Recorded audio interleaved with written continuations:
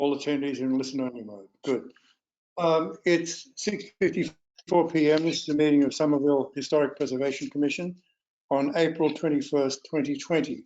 It's a virtual meeting online because of the COVID-19 crisis pandemic. I'd like to declare this meeting open at 6:54 p.m.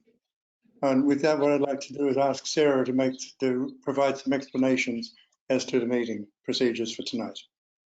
Please, Thank you, Mr. Chairman. Sarah White, City Planner and Preservation Planner for the City of Somerville. I just wanted to explain briefly how this meeting will proceed. And I will ask my colleague Charlotte Lease, who is managing the webcast for us, to also explain how the public can participate. Mr. Bingham will open each case. He will read it into the record, and each applicant or their representative who is here to explain what their project is about and what they're looking to do will be unmuted so that they can present their project. If a project is a public hearing, anything that is listed as step 2 in the demolition delay process on the agenda, and any local historic district property that is coming in for an alteration, those are all public hearings, and the public comment period will be opened for that by the chair, and then the public comment period will be closed by the chair once everyone is finished speaking. Each member of the public who is speaking during the public comment period will have 2 minutes to speak, and then they will be then the voice will be cut, and 2 minutes is the standard procedure. Once the public comment portion of the meeting is closed, it is not opened again.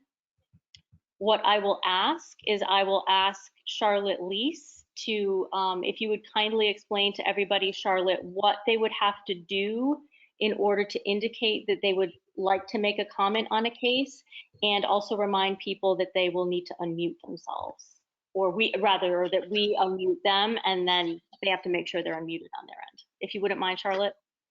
This is Charlotte speaking.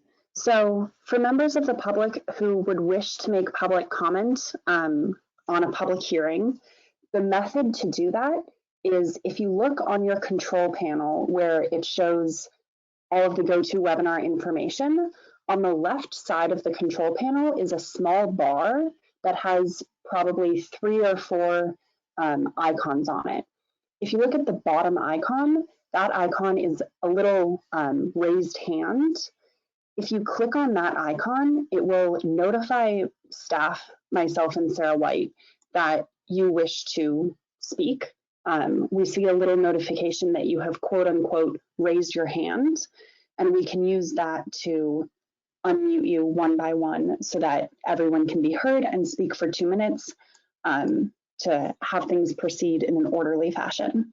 If you have any questions, procedural questions, not substantive questions about the case, you can also use the message feature to message staff asking things like, what case are we on, or a reminder of how to make public comment. And we will respond to that, but that cannot be used for actually making any public comments. It can only be used for like logistical questions.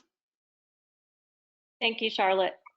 One more thing too, so that everybody here on the public sphere is aware of this. So the Historic Preservation Commission's purview is very limited when it comes to the alteration of local historic districted properties. They review alterations to the exterior that are visible from a public way.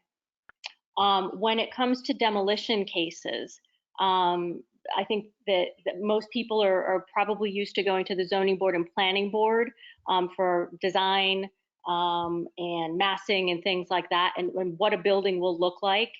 The Historic Preservation Commission doesn't have any purview over that.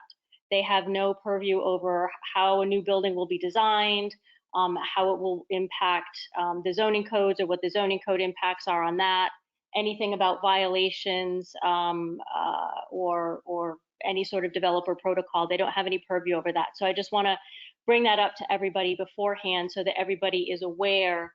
I don't want anybody frustrated if their questions in those regards can't be answered by this commission. You can always email planning staff at planning@somervillema.gov. And one of the planners will get back to you. If it's a case in my ward, in my zoning ward, then I will be the one that will get back to you. The other thing that I want to bring everybody's attention to is that after each verbal vote that the commission makes, we're required to do a roll call vote. So you'll hear us doing that every single time. So just bear with us on that one. So thank you, Mr. Chairman, with that. Okay, well, I'd like to declare the meeting open, and with that, what I'd like to do is I'd like to go around and introduce ourselves to everybody. I'll start off. My name's Alan Bingham. I'm currently the chair of the commission. I live in Ward 6 and I'm a historic homeowner. Caitlin.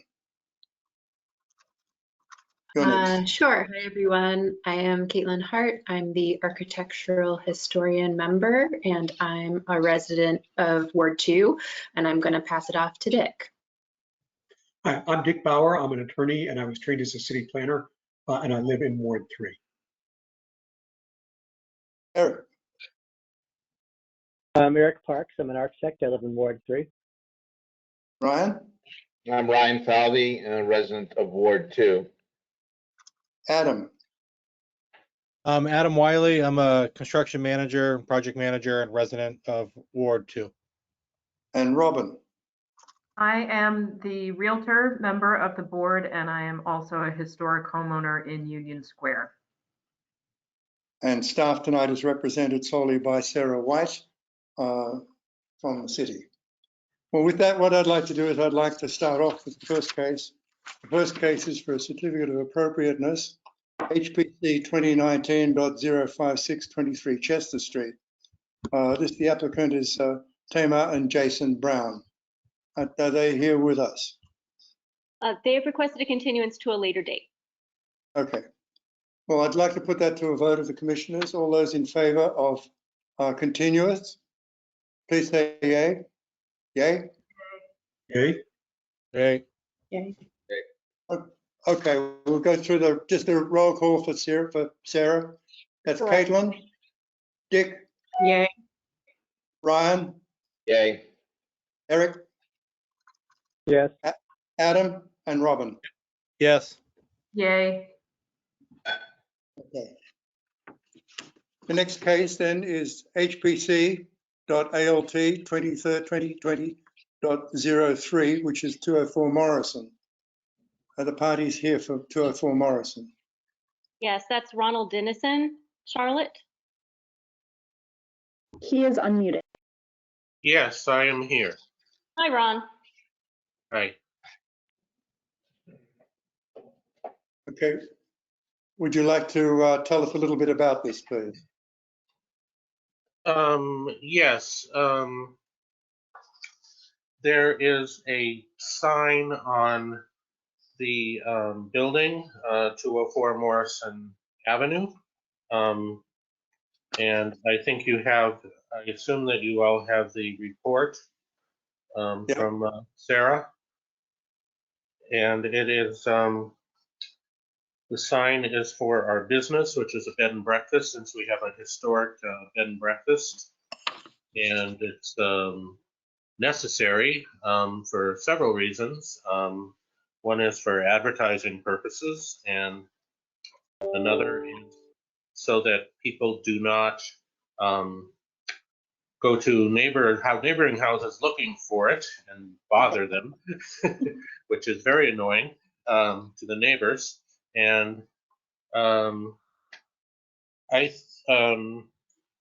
the time I put up the sign, I can't remember when I did it. I thought I did it before the approval of everything, but apparently not from the records. So here I am before the board just to get approval for this sign.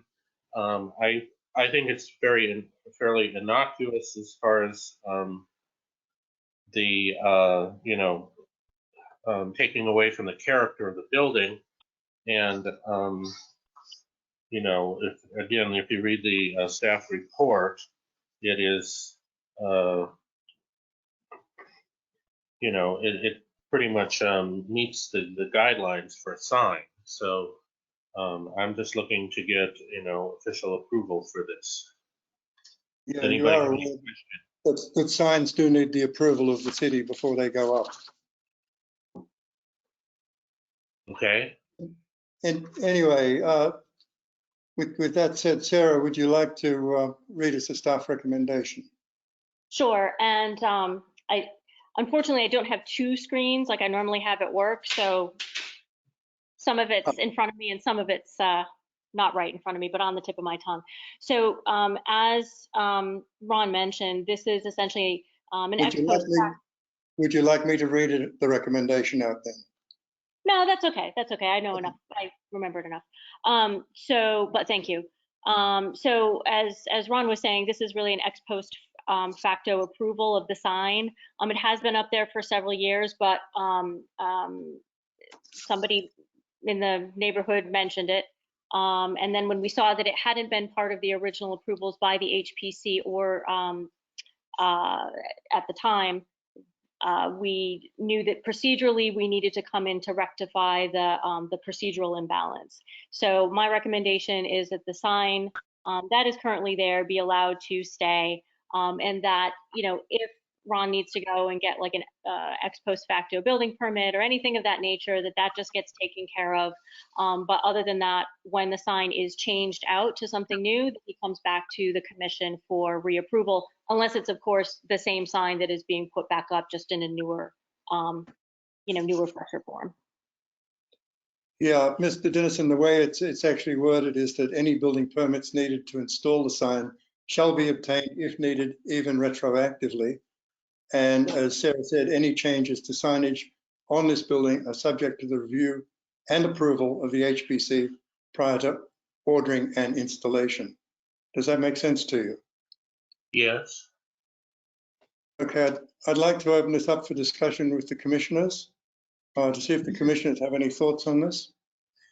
This is Dick, and I actually want to ask a question of procedure, not only for this case, but for the other cases, which is it's nice to see pictures of all of my colleagues, but it probably, particularly for other people watching, would be more helpful if they could actually see pictures of the things that we are talking about. Is that feasible? So right now, for example, to put up a picture of the sign and later on to put up pictures of the building so that other people watching can see? To a degree, yes. Charlotte, I'm going to need your assistance on this and stepping me through it. The way that you want to do it is if you go to pull up the doc, pull up whatever you want to share, and then you want to go to sharing on your control panel, and below show, there's a little bar that says you can show your screen or you can show a specific application. And so choose whatever application you want to show, and then if needed, hit the play button, and it should show up for everyone. Does that make sense? Yes. Everybody will have to give me a second here as I do this. This is saved on the network at work, and I can't access the network at the same time I am doing GoToWebinar. I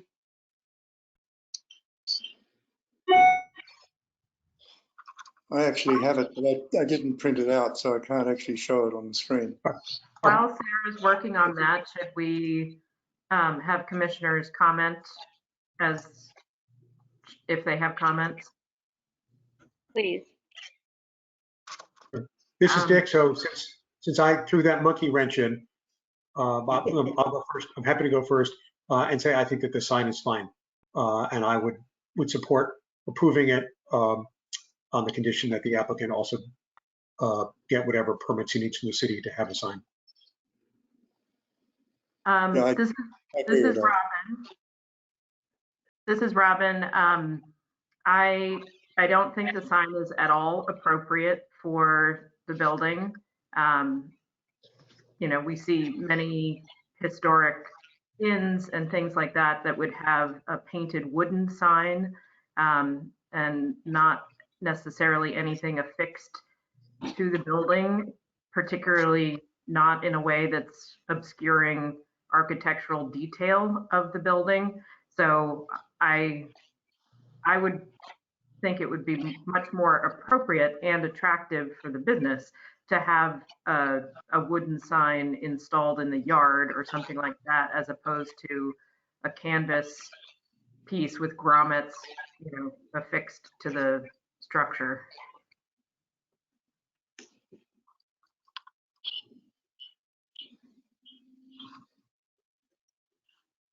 Any other comments? Eric?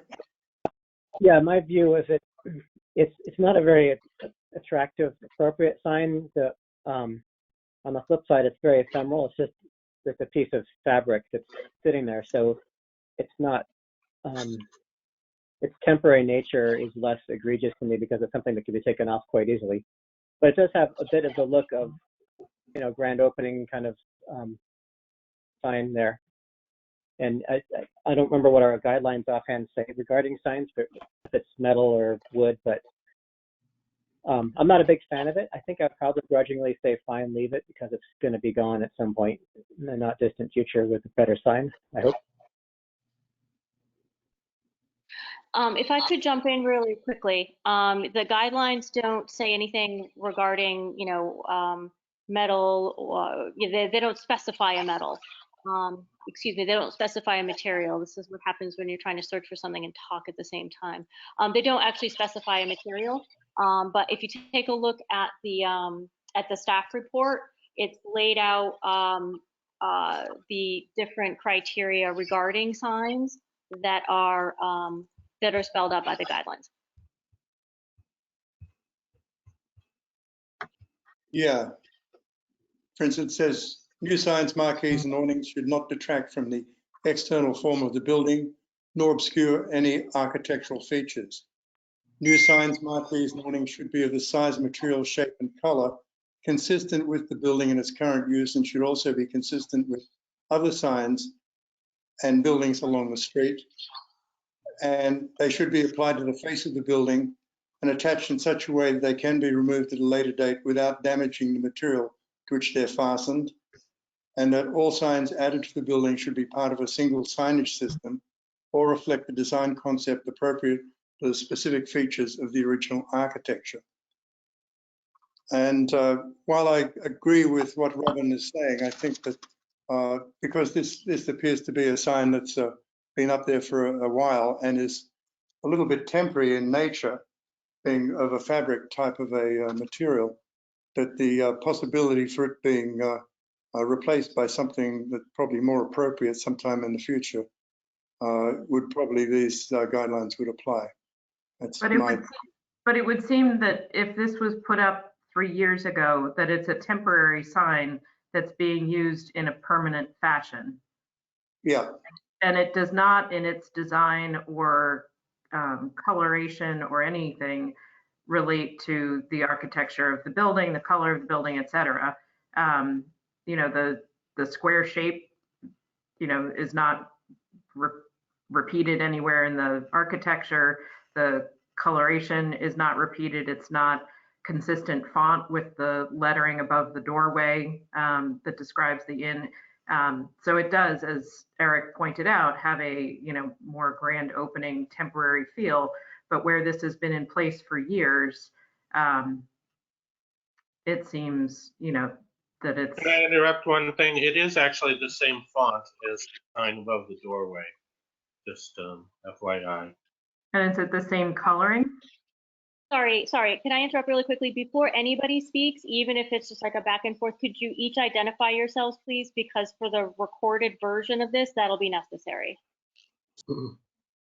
Okay, that was Ron Dennison speaking. I'm just pointing out that it is indeed the same font. Thank you. And this is Robin Kelly, who's been chiming in and asked the question as to whether the font on the above the doorway and the font of the canvas sign are the same color. Well, you can see that they are not.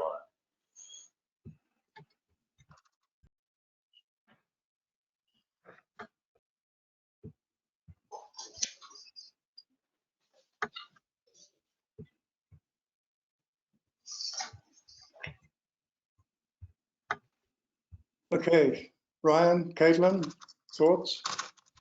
I did have one question, Mr. Chairman. In the staff assessment comments, it states that there is one other commercial sign on the street, and it is for the other B&B owned by the applicant located at 121 Morrison. Just curious if the commission signed off on that sign, and if it's identical, you know, I would assume that if we'd sign off on one, that the other would be okay as well too. So I'm just curious about that. Yeah. I'm sorry, is that a So- question for staff or this is Sarah White? Yeah, I mean, perhaps, Sarah, if you'd know that. I'm sorry, could you repeat the question? Yeah, sure. No, certainly. In your comments, you had stated that there's one other commercial sign on the street, Mhm. and it's for the other B&B owned by the applicant located at 121 Morrison. The sign for that structure is of similar size and affixed to the clapboarding. Just curious, Right. was that signed off by the Historic Preservation Commission? Because if that was, and we're seeing a similar one, I'm just curious of, you know, if that we gave approval to one, but this one's in question. I'm just curious about that. I don't know if that was signed off by the HPC. It is a similar sign. I don't know if it's also made of canvas. Ron, can you speak to that? Yes, this is Ron. It is, I think it's made of foam. You know, it's your typical, it's about a half-inch thick. It is attached to the building with screws. It's the background is black and the text is white. It's similar in that it's a similar size and it's attached to the building as is the one at 204 Morrison Avenue. Okay, thank you.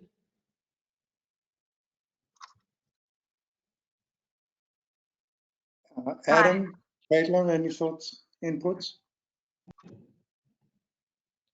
This is Caitlin. I think I kind of fall in the same camp as Eric, Alan, and Dick. I'm not crazy about it, and I wouldn't put it up for my own historic inn, but it seems that it can be removed very easily, and if it's in line with what else exists on the street, I don't see why it shouldn't have a retroactive permit from us or approval from us.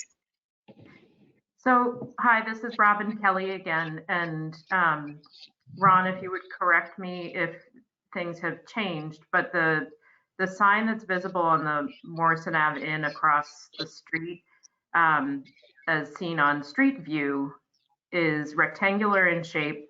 It's two colors. It appears to be black background with white lettering.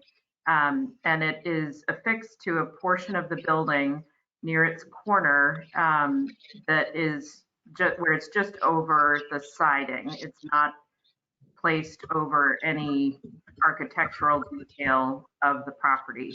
So I would say that comparing this canvas sign with, you know, three colors that's square and obscures architectural detail is in fact quite different from the foam sign that is affixed to the inn across the street. This is Ron Dennison. It's very simple. Well, I mean, there's a practical reason for it. In the Morrison House, which is 221 Morrison Avenue, the front of the building, there is a place where there is siding that I could put the sign and not obscure any architectural features. However, at 204 Morrison Avenue, the David Square Inn, there is no place on the front of the building where I can put a sign that will not obscure some minor architectural detail. I could put signs on the sides of the building, but that would be multiple signs because I'd need one on each side, and people still might miss them as they come. So that is the practical aspect of this sign.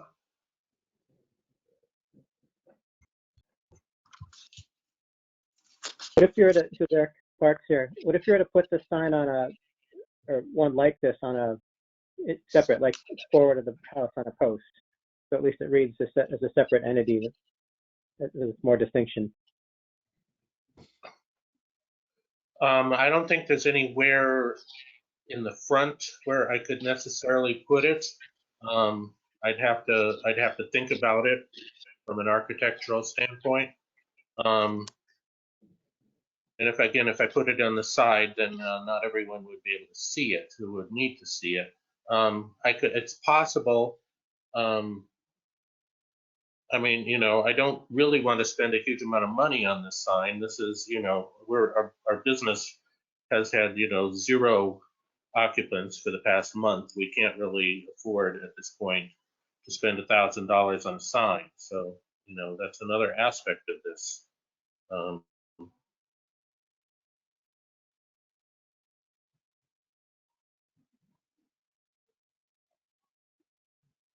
Yeah, we hear you.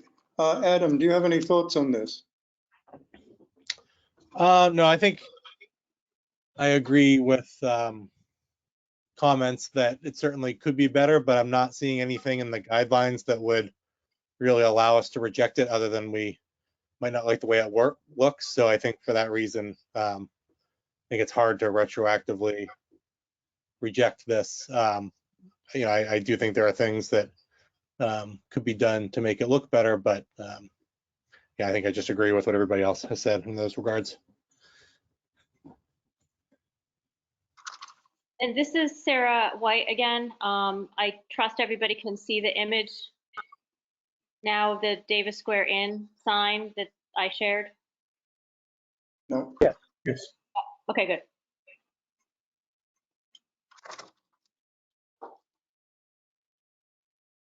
So I think that basically what we've got here is we've got from the commissioners, the way I understand it is that we're thinking that there's nothing in the regulations as we read them out that would preclude this particular sign. It's just that we don't believe that it's the best sign that would be on the building, Ron.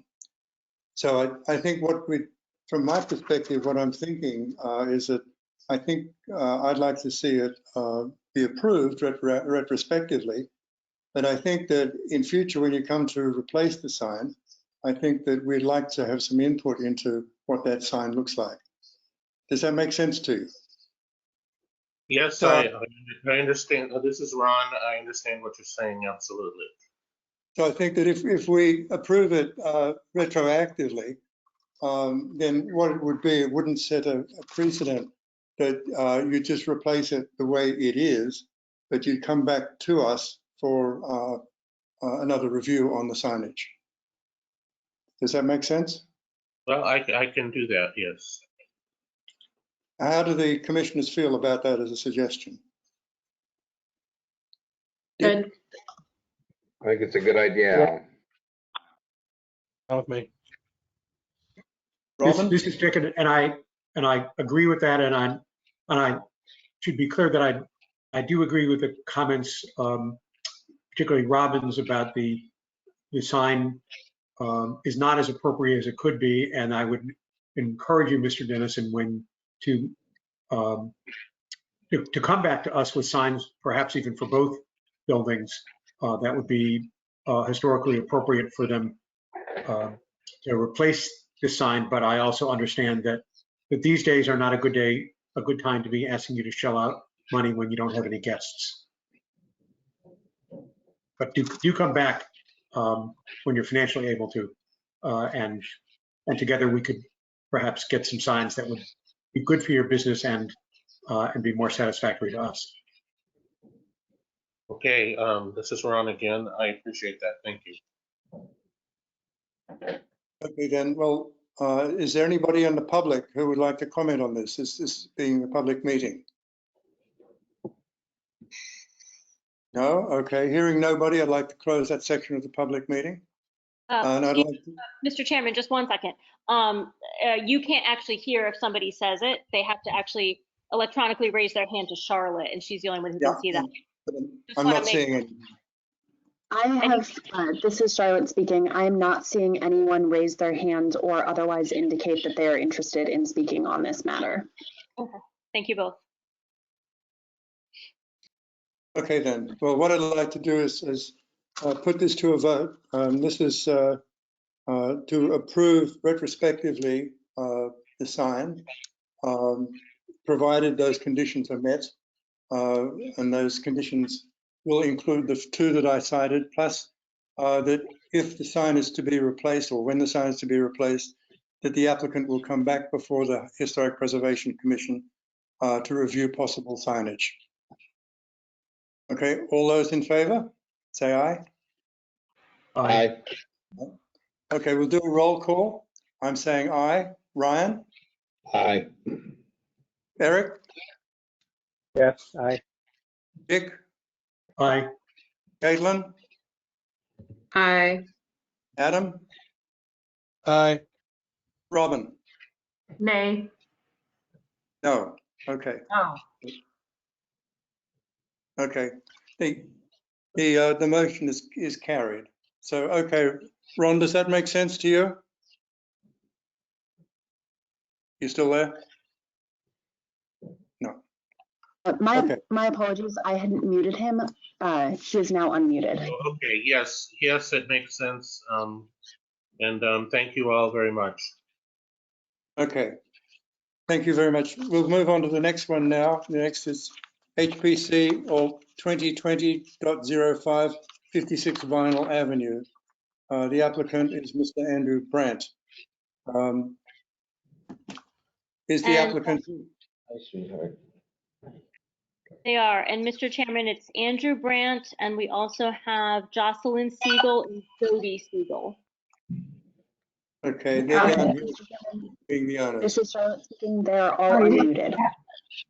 All unmuted. Okay, terrific. Hi, everybody. It's Jocelyn Siegel speaking, and good evening. Is that feedback, or can you hear me okay? We can hear you. Okay. So we're here this evening proposing to replace front porches on our triple decker. Jody is my sister. Jody and I own a triple decker at 52 Vinyl Avenue. The front porches, the three front porches are decaying and falling apart basically, and they need to be replaced. They're a safety concern. And so our proposal is to replace those porches. Andy Brandt is going to be our builder. And should I do a quick run through of the specifics of the proposal? Mr. Chairman, this is Charlotte speaking. If I may, Jocelyn and Jody, do you happen to be in the same room or building? Or No. Okay. I know. I hear, this is Jody. I hear the terrible feedback as well. Okay. Never mind. Okay. Is that better? That does sound better. That's much better. That's Yes. much better. A little. Okay, well, maybe I don't know if you need to mute us one at a time or whatever, but anyway, I'm going to do the overview. Jody and Andy would probably also like to speak at some point as well. My question was, would it be helpful for me to run through our proposal, the details of the proposal quickly? Yes. Yes? Okay. So we're proposing to replace our front porches to the general appearance and the configuration that it had in 1988 when it was placed in the historic district, and using modern materials for reasons of both environmental sustainability and also low maintenance. So using a mix of materials. Specifically, just going through the components. We're proposing that the porch skirt be made of PVC lattice enclosed in a AZEK trim frame. That the decking be made of composite such as TimberTech or an equivalent that has the appearance of wood. And we did have samples to bring with me if we were meeting in person, but unfortunately we're not. But anyway, we very carefully selected materials to look as wood-like as possible. We are very sensitive to that. The railings we're proposing would be made of fir. Mr. Chairman. 2x2s with a plain fir top and bottom rail, 42 inches high with a side panel included for aesthetics, as has been discussed with Historic Commission before. Our fascia, it will be of AZEK trim painted white. Ceilings would be of beadboard. The steps, currently we have concrete steps. We propose demolishing them and replacing them using treads that match the decking and railings consistent with the deck railings so that it matches the decks, the new decks. Risers will be made of painted AZEK for rot resistance. The columns will be round and of load-bearing fiberglass, something like Endurastone, simple Tuscan style capitals and bases. If we find, they're currently clad in vinyl, if we find that once the vinyl is removed, the columns are in decent condition, we'll restore them and use the existing columns. Gutters will be of molded aluminum and white. And just in general, the existing porch will be demolished below the third floor porch roof so that right now there's a roof over the top porch. We'll retain that, but replace the foundation below the bottom porch. Everything will maintain the original configuration and appearance except the brackets. We're not going to be putting brackets back on. They aren't there now. Foundation will be poured concrete pilings hidden by the skirt, and for roofing, we will be using rubber roll roofing and decking laid on top of wooden sleepers. So all work done to code.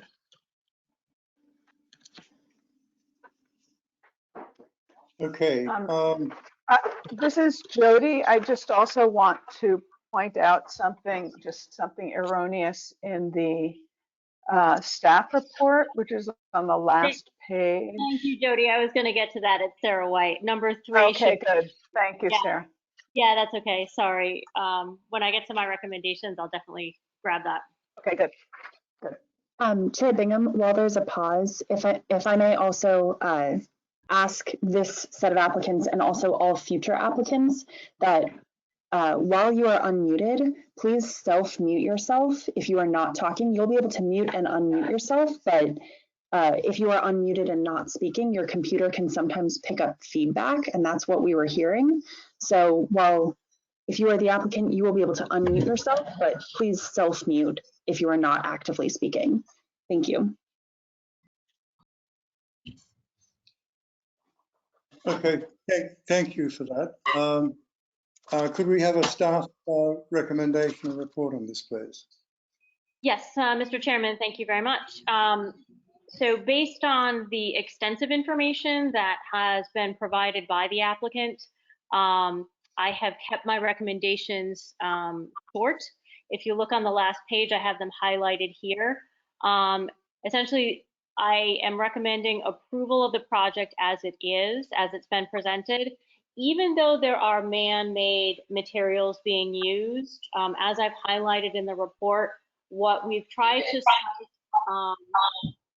with my conversations with the applicants is we've tried to strike a balance between the use of natural materials where they're going to be most seen and the use of synthetic materials in the places where there have been a lot of challenges with rot, in such a way, and using those synthetic materials in such a way that if they are painted or not are not really visible from a public way because they are at such a distance, such as the decking, that those be permitted to be used. So this, to me, was a compromise solution for everybody involved. So my recommendations, my conditions are 1 actually through 4, with the caveat that item number 3 is removed. That's just a leftover copy and paste error, and I apologize for that.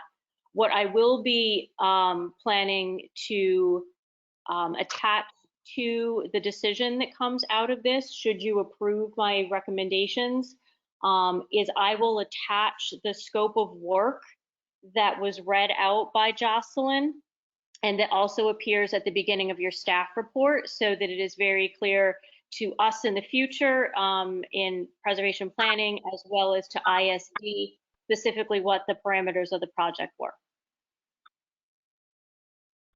So it would be So a if condition. I'm understanding you correctly, what you're saying is that item number 3 will not apply, which That is reads, correct. to create new window shall be hardwood.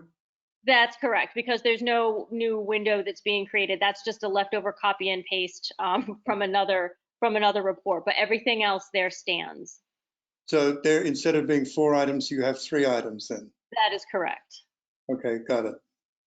Thank you. Mhm. All right, given that, I'd like to open this up for discussion with the commissioners. Alan, Yes, Jocelyn is my neighbor, so I would normally recuse myself. I don't know how you do that on this format, but I'm not voting or talking about it.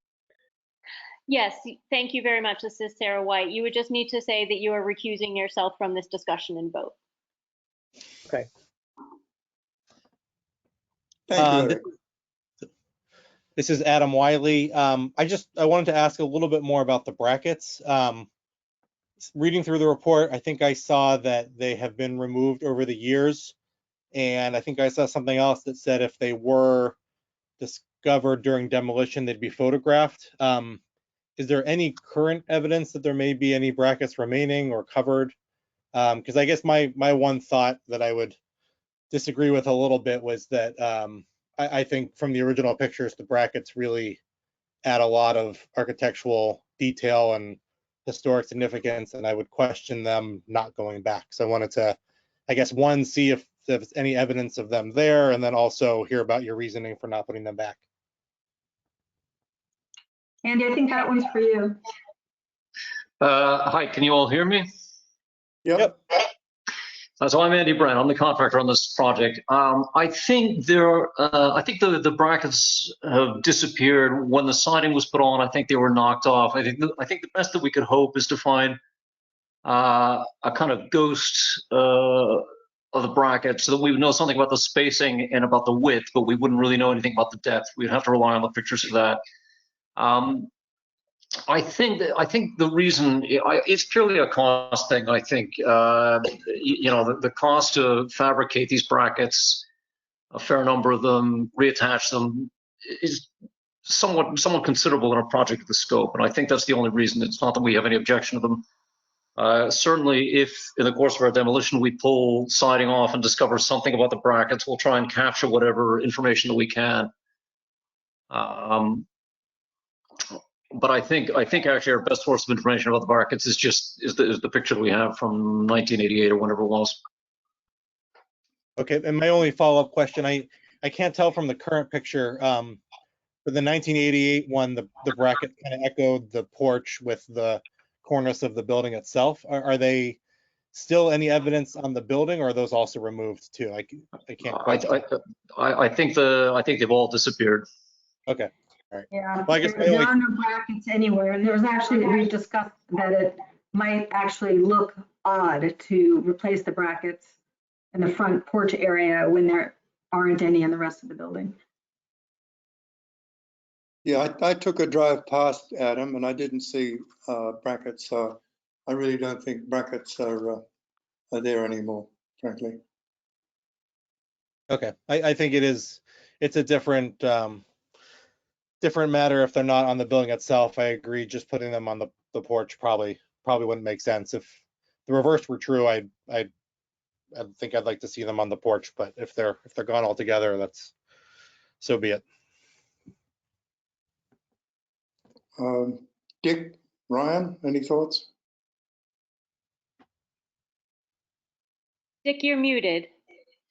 My thoughts, I think, are just the same as what other people have said. You don't need to hear it again. I think this seems like a good project, and I thank them for doing it, even though I'm sorry that it's not going to be possible to get brackets back all the way across the front of the building. One question I had was the porch skirt. The components down here is the porch skirt will be made of a PVC lattice enclosed in a frame made of AZEK. And while I appreciate that AZEK can look like wood, and I know that I've used AZEK on the porch underneath at the back of my place which is a historic home, I think that using PVC lattice actually cheapens the appearance of it.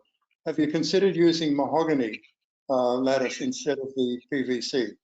Because that looks more in keeping with the property. And it lasts longer than the pine, much better than the pine. I'm sorry, what was that last thing you said, Alan? I'm sorry, I didn't hear that. What was that last bit thing you said? Mahogany lasts longer than pine. Either mahogany or cedar, and both of them are readily available. I've used them and they last quite well. But the PVC to me looks, because it's all similar on one plane, it doesn't have the depth perspective that a wood lattice has. Pine lattice doesn't last, I know that. The mahogany does and the cedar does. I know Moriarty, for instance, does a pretty good mahogany cedar. Yeah, I appreciate you mentioning that. This is Jocelyn, because Andy and I were just chatting about that just the other day. He was over my house looking at it. We are sensitive to the look of the PVC lattice. And we discussed, you know, he can respond to this as well. Just, you know, just really looking for a product that looks good, and doing some research on that. We don't want, you know, a lattice that looks like crappy vinyl, to be honest with you, with fake wood grain. So I think we're still researching that to see if we can find something that's that isn't going to rot, that isn't wood, that doesn't need, you know, maintenance and meets those other criteria. And if we didn't find something aesthetic, we would consider the mahogany. But I think the jury's still out on that. Andy or Jody, do you have anything to add? Yeah. For instance, on my back porch now for 10 years. And we stained it once when it went up, and we just stained the front of it again, and it's in perfect condition. So I'm thinking mahogany is a pretty good material for lattice. But the lattice doesn't touch the ground in any place, and it does. It's sort of suspended on the framing. We're concerned about maintenance as well. Yeah, Right. absolutely. And I have no idea what, this is Jody. I have no idea what the price point is, but I'm sure it's not that much lattice. So. No, it's not that much. It's the difference is significant in appearance, considering that it is a historic home. And I know that you're very proud of your home, and you want to make sure that it looks appropriate. Yeah. Yeah, this is Jody again, and yes, Alan, thank you. We are very proud of the home, and we will be much happier when it looks so much better than it does right now. Oh yeah, it doesn't look very You've becoming. walked by. No. Right. And this work needs to be done. There's no doubt about that. Correct. So what do you think of the condition of the columns? Do you believe that they're something that could be saved or not? I can speak to that a little bit. So there's an existing column that's been wrapped in a kind of an aluminum sheathing. So without doing a certain amount of demolition, we can't really see what those columns are, but I suspect they're not the original columns. I suspect they're just pressure treated. Yeah. Just judging by the picture, I don't think that the existing columns have the width of the ones that we see in that photograph from the 80s. So I'm not really hopeful of finding anything there. But obviously, as soon as we start doing the demolition, then we'll know. And it would be nice to know, because then we would have, because even if they're not salvageable, then we would at least have a pattern to go by in terms of the overall configuration of the column. But I'm not hopeful. Not hopeful that we'll find them. Andrew, this is Sarah White. Could you just identify yourself each time you speak, please? Yeah, sorry, Andy Brown again. Andy Brown, the contractor. And my other question was the gutters. So you talk about gutters being of molded aluminum in white. Was there a reason for going for aluminum gutters? I think that was something Jody and I discussed, this is Jocelyn, Jody and I discussed with Sarah.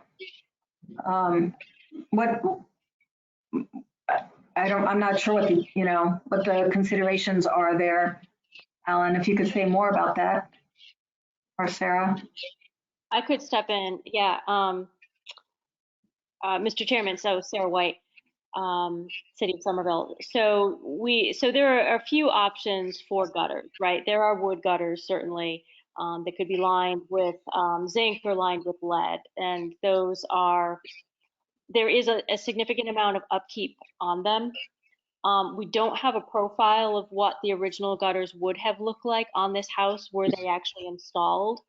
The other type is, they're not fiberglass. They're it's almost like an extruded PVC. And they're quite heavy. They can be molded to any profile, and they're so far up, they can look like wood. But they're also exceedingly expensive, and there are very few companies that really do it well. And so not having the evidence as to whether or not there were gutters on there originally, if there were, what was the profile of those gutters? To me, I suggested that they just go with a regular, white aluminum gutter or gutter that's painted, whatever the trim color is. As it is, you're going to have like ice and water shield up there and sort of a metal flashing. So to me, it's a compromise. It's something we're all used to seeing on houses, just like we're all used to seeing asphalt shingles on houses. We no longer see shakes on houses like they used to have. So for me, it was one of those things that seemed to be, that I suggested as an easy compromise. Okay, these were my thoughts on this. Dick, Ryan, Caitlin, any thoughts on this? Adam?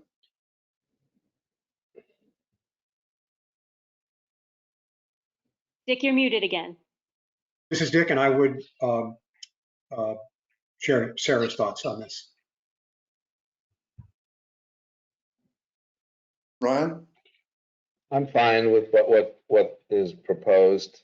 Alan, I think it's a pretty big project. I think the homeowners take a great deal of pride in the property and want something that's going to look very nice. I trust their judgment. I think they've given a lot of thought to this. So I'm fine with what's been proposed. Yes, I think we've seen this particular property before. Adam and Robin, any thoughts on this? I'm in agreement with what folks have already contributed. Adam? This is Caitlin, I am as well. Caitlin? Yeah, I already added my thoughts about the brackets initially, but other than that, I think everything proposed makes sense, and I agree that aluminum gutters make sense on a project like this. So everything looks good to me. I guess I would add, I'm just zooming in on the pictures. I would add, I know it's been discussed, but I think the columns could make a big difference in the project. So if there's anything that could be done to save the originals and maybe use some wood consolidant or something to repair them, I think you might actually find that could be less money than buying new ones and would preserve the character. So I would just add that whatever could be done to save the columns could really make the project that much better, I think. All right, and what are your thoughts on the lattice, the PVC lattice, as opposed to a mahogany lattice? I agree with what everyone said on that 100%. That can also be an eyesore for the PVC lattice. So anything that can be done to avoid that, I think, would help the project as well.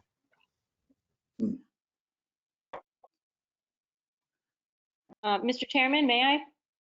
Yeah, sure. So what you could do is add, and Caitlin, you need to capture this in a potential condition amendment, is if you wanted to put in that if you want to have the lattice be wood, then I would state that the lattice should be cedar or mahogany.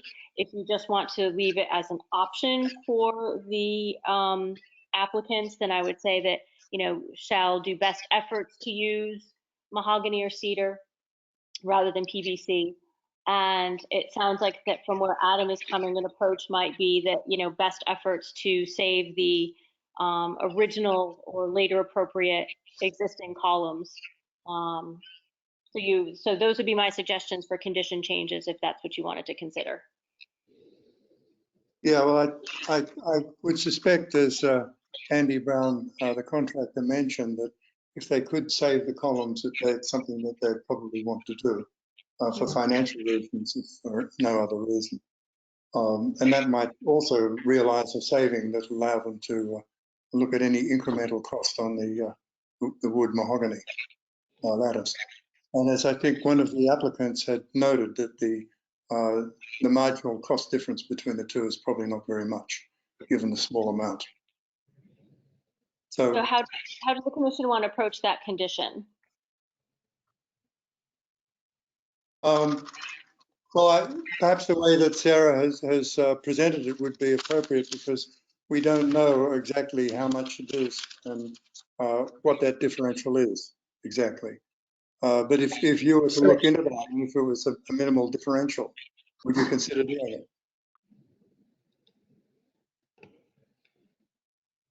So this is Caitlin, just to make sure that I have everything correct for the record. It sounds like we would be using the best efforts phrasing that Sarah suggested for both the PVC and the retention of the columns, correct? For the, sorry, I missed the last bit of that. It's only for the lattice. Oh, sorry. Am I correct in stating that we should use the best efforts phrasing that Sarah suggested for both the lattice work and the retention of columns if discovered? How do the rest of the commissioners feel about that?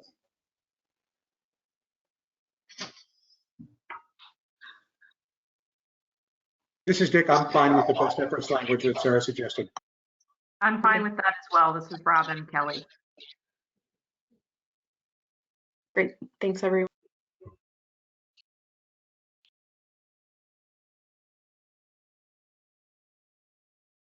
Everyone's muted.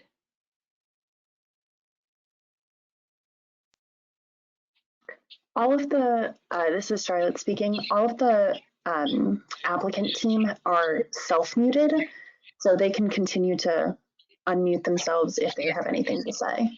Okay, thanks, Charlotte. I just couldn't hear Alan, and it seemed like he was talking. I couldn't hear anybody. And Dick, you nodded your head. You look like you're in agreement with that as conceptually.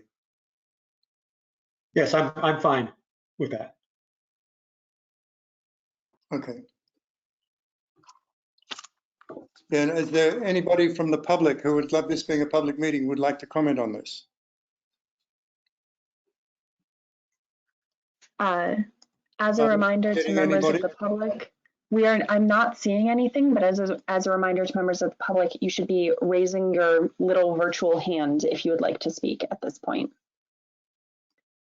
And no one is raising their hand. So no virtual hands are being waved, so I will therefore assume that there's no public input, so I'll close that section of the meeting. So now we're about to put this to the vote. And on this vote, we're looking at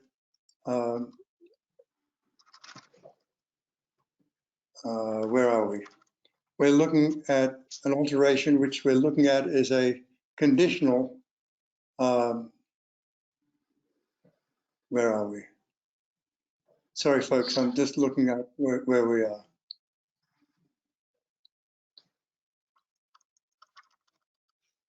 It's just for a conditional certificate of appropriateness for 56 Vinyl Avenue to do the work as outlined in their schedule, which is attached to the application using the materials. I'm sorry about this. My things are moving in a funny way on my computer. Mr. Chairman, can I be of help with this? Yeah. Okay. My suggestion would be that you put a motion forward for conditional approval of the project at 56 Vinyl Avenue with conditions 1 through 4 as listed in the staff report, with the caveat that condition number 3 be changed from as it's presented in the staff report to stating that best efforts shall be used by the applicant to use mahogany or cedar for the lattice work on the porch skirting, and that best efforts shall be used to retain and reuse the existing columns. And that the statement, the proposal statement submitted by the applicant be attached to the condition set. Very good. Well, I'd like to put that to the vote as articulated by Sarah. All those in favor? Before I do that, I have a question. Are we asking for best efforts for the columns, or only best efforts for the columns if the original columns are there? Best efforts for the columns if the original columns are there. Good, thank you. Any other points of clarification? Okay, let's put this to the vote with those conditions as articulated by Sarah White. All those in favor say aye. Aye. Against? Abstentions? I think Eric is abstaining. Do I abstain if I'm recusing myself, or do I not even? You're just accused. No vote. No vote.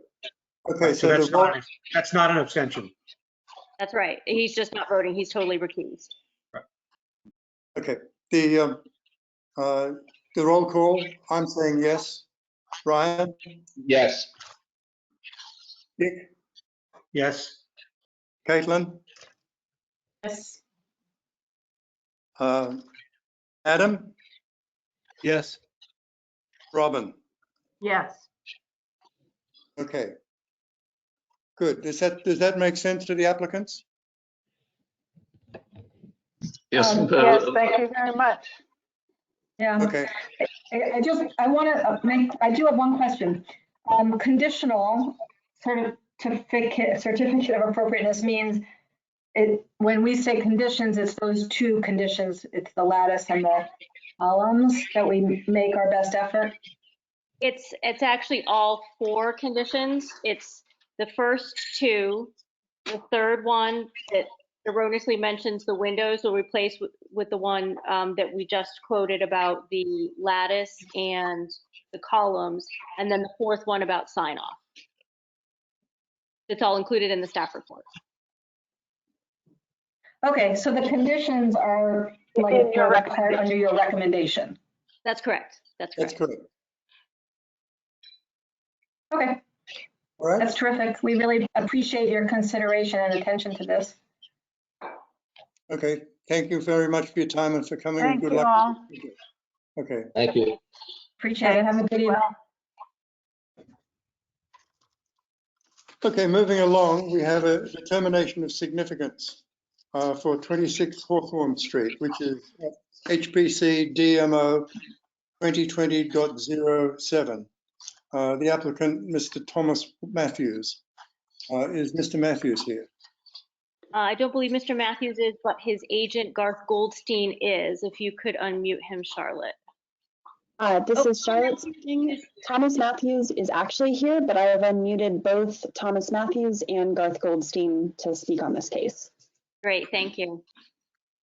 I am Garth Goldstein. I'm the architect for the project and also a Somerville resident. And I'd like to tell you just a little bit about the evolution of this project.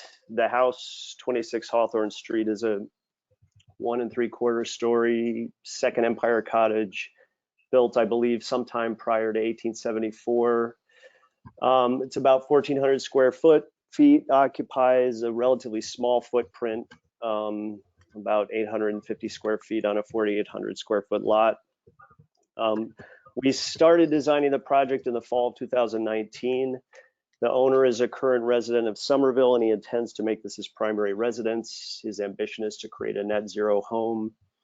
After some deliberation and study, we agreed we should save the building and renovate rather than tear it down.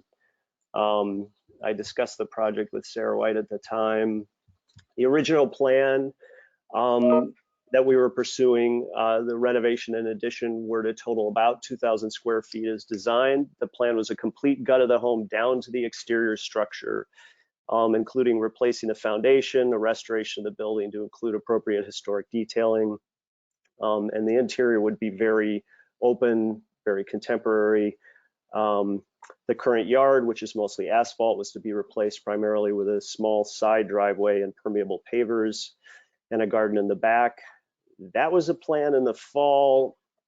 After the change in zoning, we had to redesign, and the new envelope restrictions changed the massing somewhat, and we were no longer able to achieve what we were trying to do in terms of the open interior and light in the southern part of the building, while saving the structure and achieving a net zero home. And after a lot of work and working with our structural engineer, we decided that the best way to proceed was to remove the home completely. However, our goal in rebuilding the home would be to match the massing and the size of the existing building and essentially recreate the existing home. So it would be a 19th century second empire cottage with the same detailing. It would sit on the site in exactly the same location. The front facade would remain the same. I understand that the new building is not under your purview, but I believe it is somewhat germane to what we're trying to achieve here and to this discussion. And I'd be glad to answer any questions. All right. I'm going to chime in quickly. This is Adam Wiley speaking. I'm going to recuse myself due to a personal relationship with Garth Goldstein. Thank you, Adam. Thanks. Mr. Chairman? Can we get a staff report on this, please, Sarah? Yes. And I'm sorry, now when I have my screen shared, I can't see you all. So yes, so based on the research done to date, as contained in the staff report, this building is one of two on the street that are essentially identical mansards. The other one is 16 Hawthorne, which is one, there's only one other building in between 16 and 26. So on your screen, you see 26, which is the sort of mint green building. To the left, there's like an orangey red building, and immediately to the left of that building is where this other identical structure is. It has the same decoratively capped dormers on the mansard. The jog on the right mimics the jog on the right of this building. The bays are the same, and the size of the addition in the rear. And you can see how they're essentially identical buildings if you look on the Sanborn map that is included in the staff report. So here is 26 Hawthorne, where you see the red star, and because this is oriented differently, look 2 buildings away to the right, and that is 16 Hawthorne. That's the other building on the street.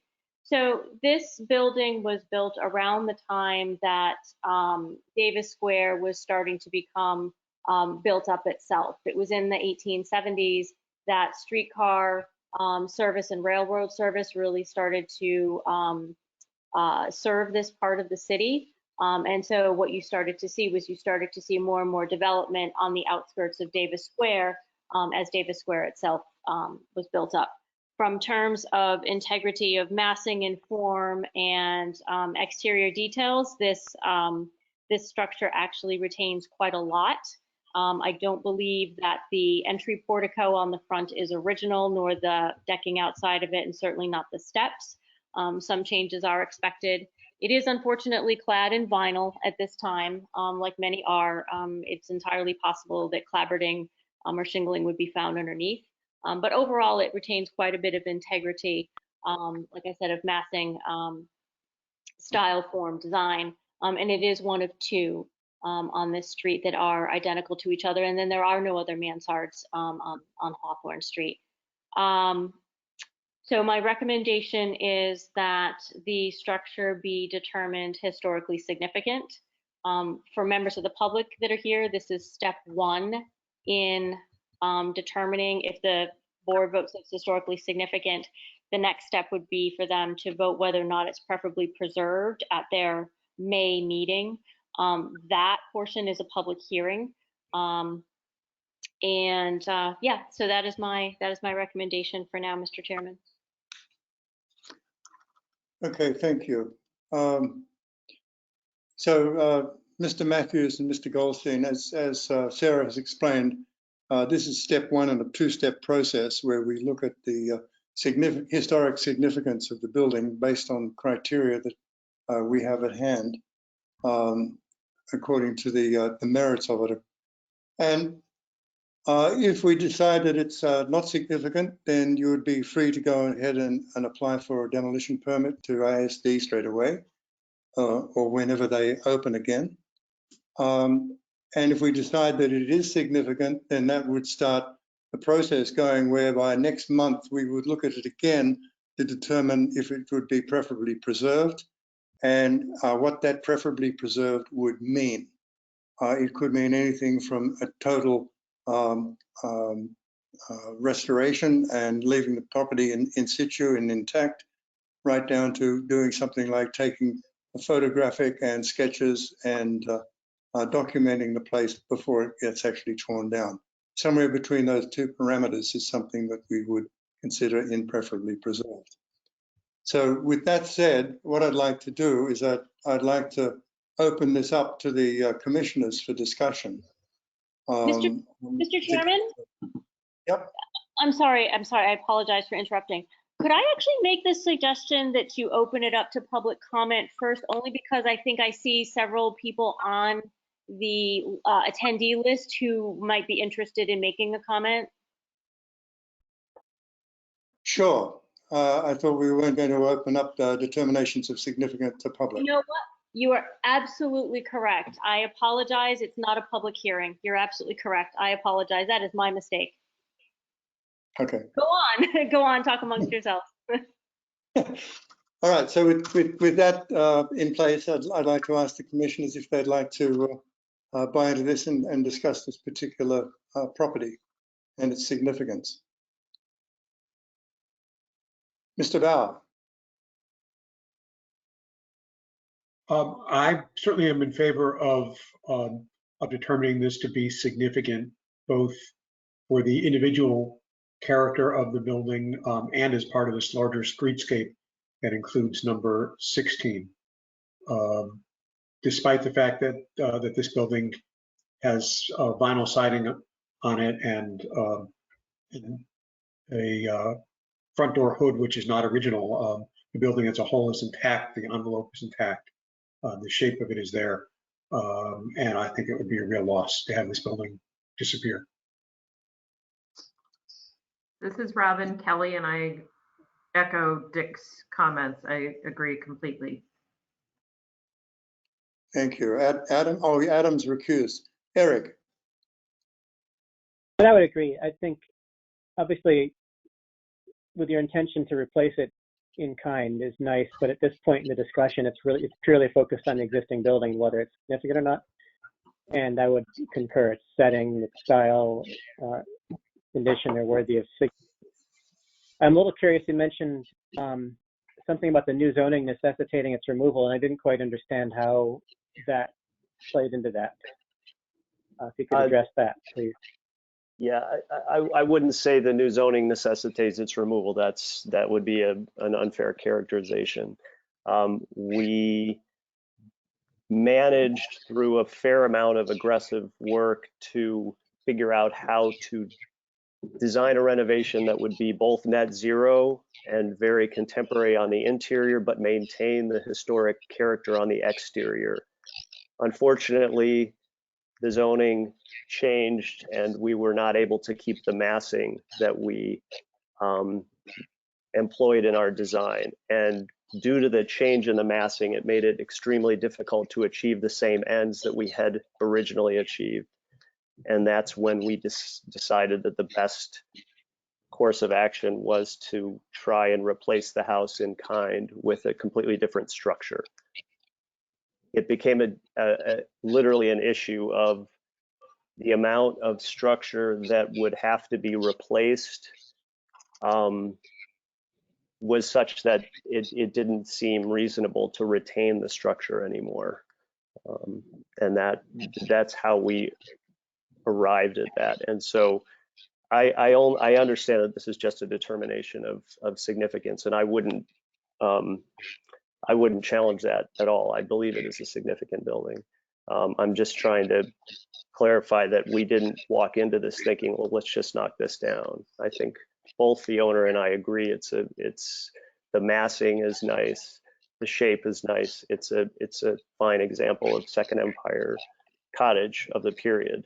So. Okay, thank you. Caitlin, thoughts? Ryan? This is Caitlin. I have nothing new to add. I would be in favor of determining as significant. I think there's so much integrity there. It's pretty clear.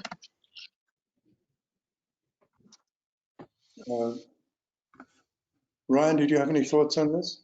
No, I mean, I echo Dick's sentiments. I agree. Significant for the reasons he laid out. Okay, well.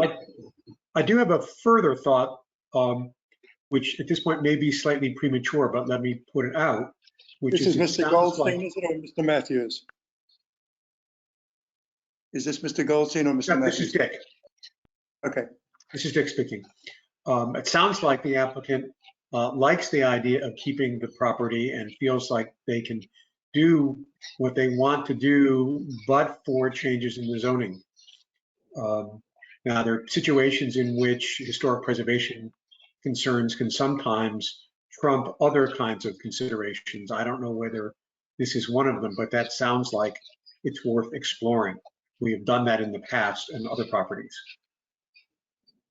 Dick, this is Sarah White. Can you explain what you mean exactly? Because it's not a local historic district, which would have that ability. Right. But historic in this sense would not trump zoning. Right. So I'm speaking in general terms and just to start the conversation, but I would need a lot of help on it. We did some years ago, there's a property on Summer Street where there was an outbuilding which was quite old, and the city required that when a new building was put in front, that this outbuilding had to be torn down because it was required by zoning. And so the people put up the new building, and then they came to us and applied to tear down the outbuilding, saying, we want to tear it down, not because we want to get rid of it, but because we are required to tear it down as part of zoning, and we were able to save it. Now, I have nothing more to offer except to just start this conversation to see what can be figured out. I think that, yes, and I see what you're saying. So one of the things we've actually spent a lot of time doing, Mr. Goldstein, and I and Dan Bartman is going over what they want to do with the building and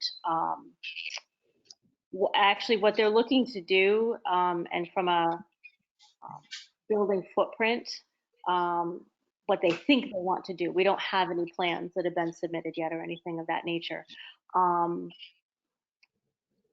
Is not hugely, their thought is not hugely different from what's there now.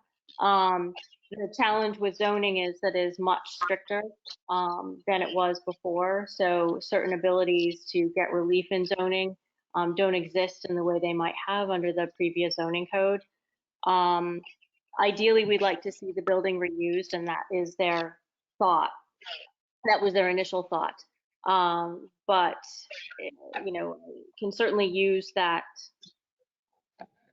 you know, the next month or so to see, you know, how they want to move forward. But he did, like Garth said, that it's been about 1.5 years since he first started speaking to me. And my first reaction was, you should really keep this building.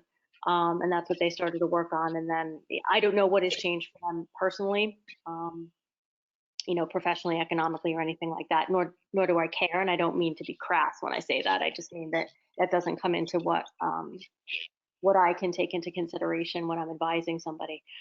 But I think, so if you could, as the days go on, give me more of an idea of what you're thinking of, if you can kind of suss it out a little more, I can then hopefully give you some advice on the zoning end and see where things, you know, all sort of settle out. And by you, I mean Dick. Okay, I'm sorry. I thought you were speaking to them. So I'm happy to talk more about it. It's not like I have more specific answers, but it seems like it's the wrong result if the owner would like to keep the existing building and the Historic Preservation building, or Historic Preservation Commission would like them to keep the building, that they somehow are nonetheless forced into tearing this building down. Oh. Can I interject something just to be clear? There's nothing that's forcing us to tear the building down. That would be and I just want to say I would think it's an unfair characterization, and I didn't mean to imply that. I think I spoke probably not carefully enough. I understand that you are not saying that zoning is saying to you, you have to tear this building down no matter what. But it seems to be saying that a plan that would have worked before to save the building and still meet your needs somehow can no longer be made to work. And yeah, I think that's worth exploring to find some way that it can be made to work.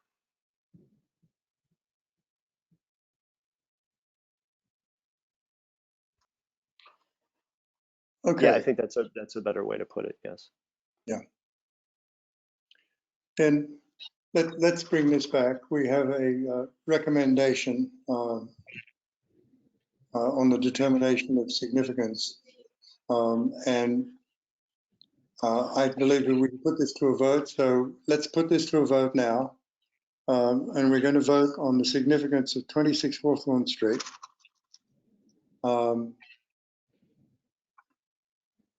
That's right, 26 Hawthorne Street, which is HPC.DMO 2020.07. And this is on whether it is significant or not. All those in favor of declaring it and voting for it to be significant, say aye. Aye. Aye. Aye. Okay, and the roll call is I am saying yes. Ryan? Yes. Dick? Yes. Caitlin? Yes. Eric? Yes. Adam? Adam's recused. Sorry, yes, he did. And Robin? Yes. Okay. So to the applicants, this now starts the process. We look forward to seeing you next month when we can talk about whether it'll be preferably preserved and what that means. And in the interim period, I think we'll try and put our heads together to see if there's some mechanism whereby we could be of some assistance to you in the possible preservation of it. Thank you so much. We are, in fact, also an advisory group. We're not just a deliberative yes or no group. We like to help people with their historic properties. Okay? Thank you. Thank you for coming before us. Okay. The next item on the list is HPC DMO 2020.0119 Woodbine Street. 19 Woodbine? Yeah.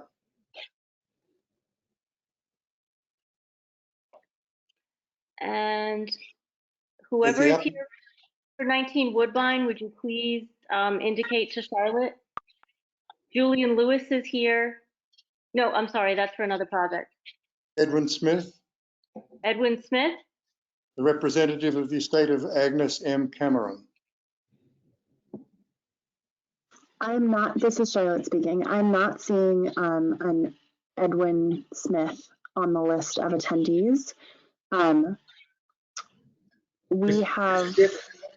Ed Smith is a lawyer, and the last time they were in front of us, a different lawyer was there to assist. It was Neil Berman, so there may be another lawyer who's here instead of Ed Smith tonight.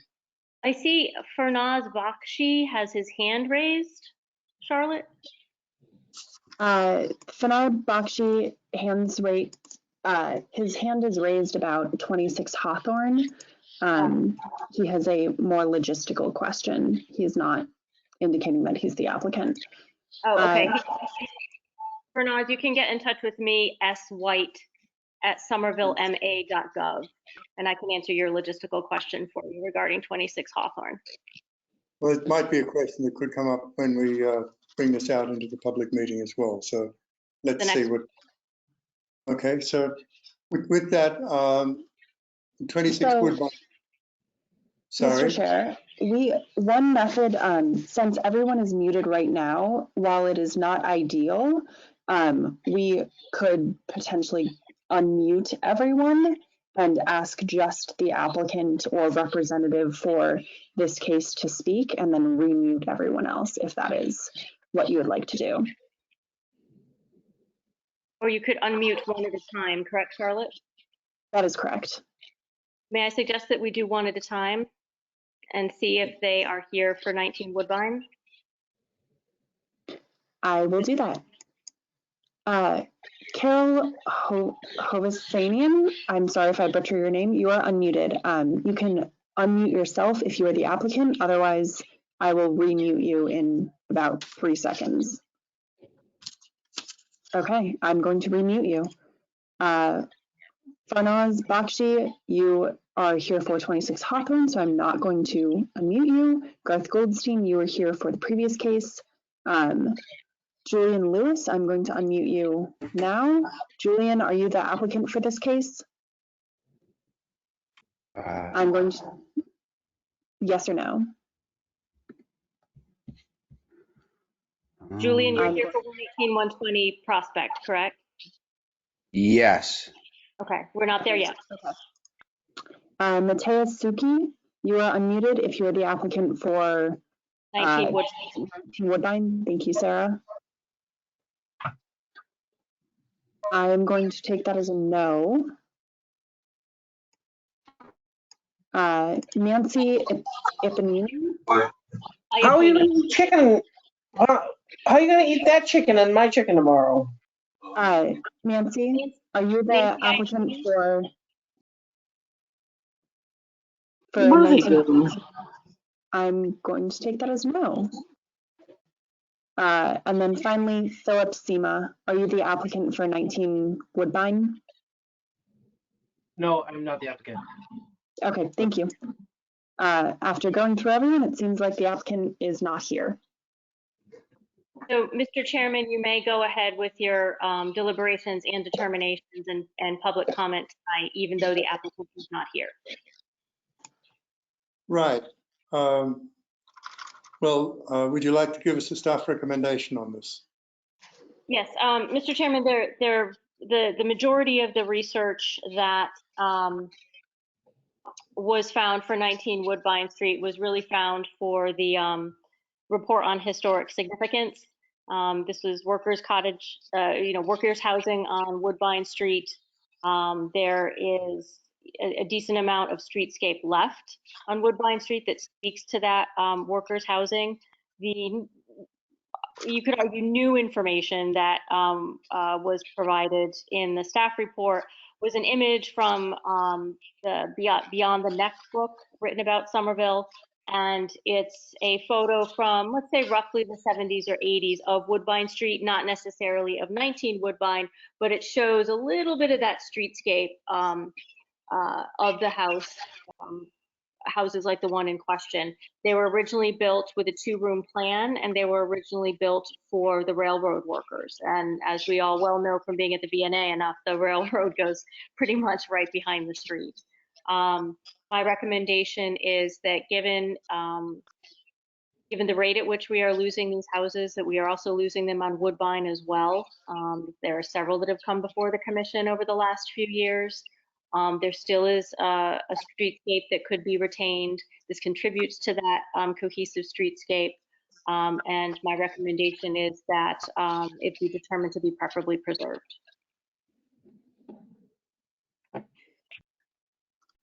Right. Well,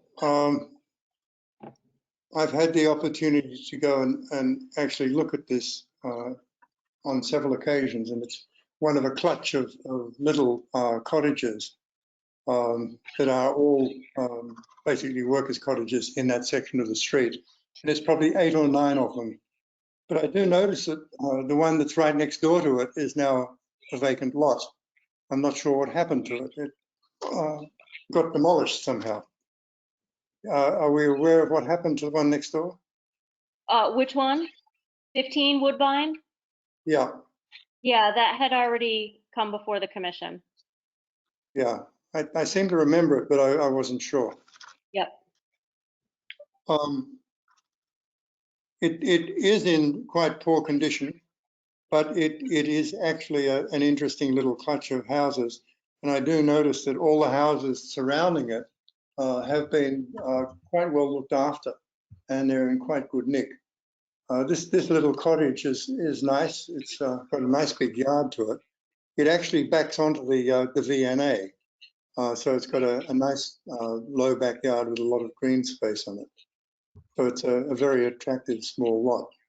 The chimney looks a bit wonky. It looks like it's on a bit of a banana curve, but it's a central chimney. But apart from that, it looks like it's structurally quite sound.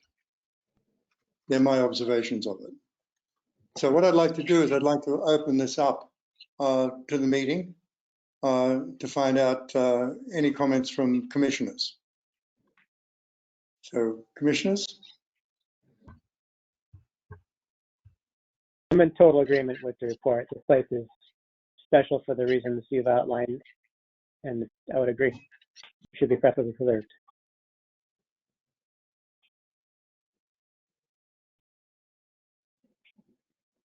This is Dick, and I would second those comments.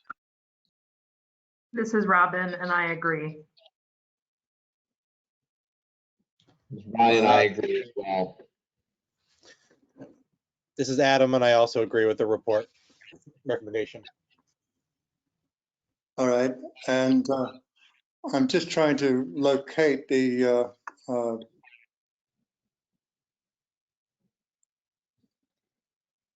because this was continued from last month. That is correct, Mr. Chairman. I've got the report shared with you all on the screen. Can you all see it right now? Yes. Okay.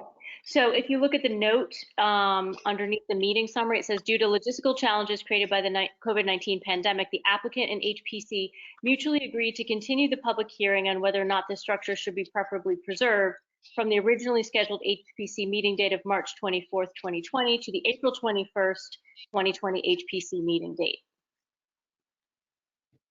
Right. So I think we're probably all in agreement that this is a little gem that should be preferably preserved. Am I correct in assuming that? Should we put this to a vote? Yeah. Mr. Chairman, you do need to take public comment on this one. This one is a public hearing because it's preferably preserved. Okay. Well, we don't have the applicants here for it, but we do have public here. And I noticed that we've still got 14 people attending. So can we check if anybody from the public would like to comment on this? This is Charlotte speaking. If any members of the public would like to speak, please, quote unquote, raise your hand. There are currently 5 members of the public, and I am seeing no one raising their hand.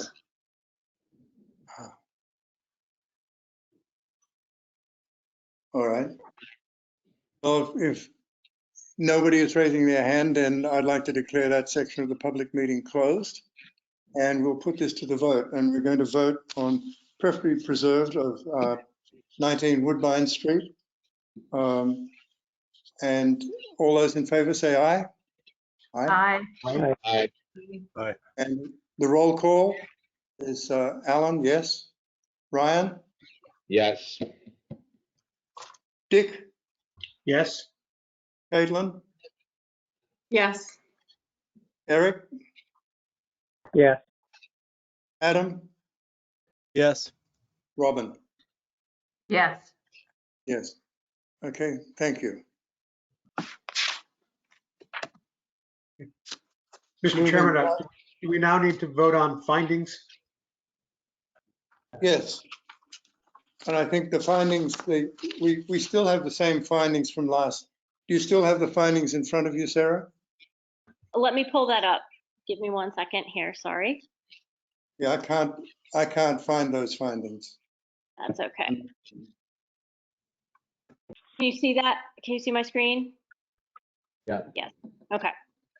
So findings on preferable preservation.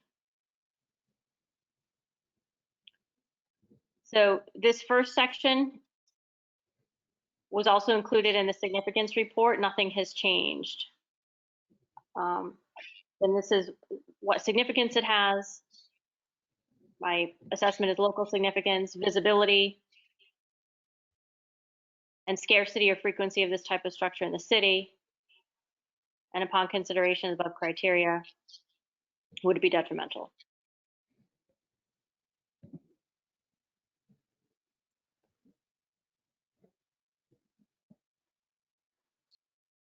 Okay, there's no change to the findings. So we'll take a vote on the findings. We're going to vote on the findings as they stand for the when we voted to find the building significant.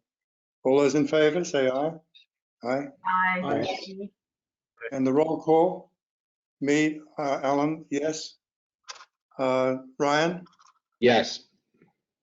Dick? Yes. Caitlin? Yes. Eric? Yes. Adam? Yes. And Robin? Yes. Okay.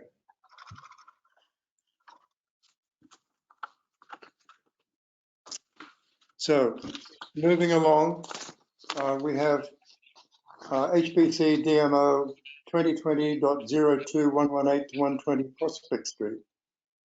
And this is a preferably preserved. I can't find this now. It's gone from me, Sarah, so I will pull it up. please. I know that Julian Lewis is here to speak on the project. I don't know if anyone else is here with him. I have unmuted Julian Lewis, and We also have Phil Sema, the architect. okay, he is unmuted as well. And I'll just remind our 2 applicants to please identify yourselves every time you speak. Sure. This is Philip Sema from Balance Architects. I'm working with Julian and Eagle Brook Capital for the proposed demolition of an existing building. The location is at 118 Prospect Street, right on the kind of Cambridge city line. The building is a roughly 5,000 square foot masonry building, single story, that was used as a garage, a mechanics garage. So it's comprised of a primary building, which is about 3,800 square feet, and that we believe is from a time period of the 1930s. And then it appears there's an addition on front, which is also masonry, a little bit smaller, that it's kind of unknown about the time of the addition. The lot is full surface paving, and there's been some openings in the existing facade of the 3,800 square foot building, as well. The entire, both buildings have been painted pink, and there's some EPDM roofing going from one of the buildings to the other building. So that's a basic description of the existing location and the existing building and what we're looking to do. All right, thank you very much. And this was also continued from last month. And we did hear this back in February, and when we declared it significant. And at that particular point in time, I'd like to just take a moment to just recap exactly what happened in February. I read the staff recommendations and the staff findings, and Eric Parts commented that this is a quickly dwindling building type in the city, and there should be interest in keeping them wherever possible. Brian Falvey asked if there was a garage behind the recent addition. This raised questions whether or not the structure was in fact automotive in nature, or if it was a different kind of industrial building. The applicant posited that the structure was for soft manufacturing, most recently a metal fastener shop. One neighbour of the property, Elisa White, was relieved to hear the commission found the building historic, believing the property is an underused space and the structure has character. He's concerned about the future of the site. Tony Schlezi, S-H-E-L-Z-I, wondered if the structure is what the city wants, representing it in a major thoroughfare, and how it would benefit the city. At that point, I clarified the Commission's purview on what we look for and why we look for it, and what our charter is. It was also questioned whether there was an architectural decision, and we explained that the building was being assessed on its architectural integrity and what it is, what it retains in its historic form and massing, and what it represents in the city's manufacturing history. We voted 6-1 to find the structure significant. Mark Sturman was with the person who voted that he didn't find it significant. So they were our particular findings back in February.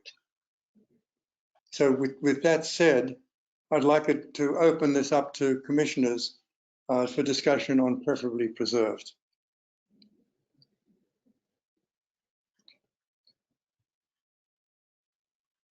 Any thoughts, Dick? On the one hand, it seems like a shame to lose this building, which says a lot about a period in time of Somerville and certain kinds of automotive or industrial uses. Just why I voted last time to determine it to be significant. But it really does seem, now that we're up to a balancing test, that it seems hard to justify efforts to actually preserve it. So that's where I am right now, feeling somewhat torn, but leaning against preferably preserved. All right. Eric, you brought up some interesting questions back in February. Do you have some thoughts on this? Yeah, I guess I'm in the same camp as Dick. Is it's in the building type, yes, it is scarce. This particular example of it has been pretty heavily added to in front there. It's set back from the street in such a way that it doesn't really show itself as prominently as other examples might. It's a little hard to imagine ways to keep it when it's set back and anything you built would be in front of it. It becomes kind of obscured. So I guess I'm sort of torn about that. You make good arguments in the staff recommendation to not properly preserve it. It would not be without some heartache, though, that the way. Brian, do you have thoughts on this? Well, I think the addition that was put on after the original building it seems to take away from the visual appearance of the building. At least for me, it does, and it is set back quite a distance off the street. So I don't, I'd be very curious to see if there, what it would look like without that addition. As the entryway looks somewhat interesting with the gabled roof and such, but I don't feel as though there's anything justifying really keeping it as preferably preserved. I think there was some significance to it, but I have a hard time visualizing what it would look like in a preserved manner. And so I would not probably support preferably preserving it. Okay, Caitlin, do you have any thoughts? Yeah, I'm kind of aligned with Dick, but lean more to voting it preferably preserved. I have, for better or for worse, kind of a soft spot in my heart for these automotive buildings, and I've noticed that we've recently lost one on the Cambridge side on Prospect Street. I think that it reads pretty clearly as one of these industrial buildings. I know folks have been saying it's hard to visualize what it being preserved would mean. I'm not sure that's up to us as a commission or if it should be part of our consideration, but I would vote for preferably preserved. Okay, thank you.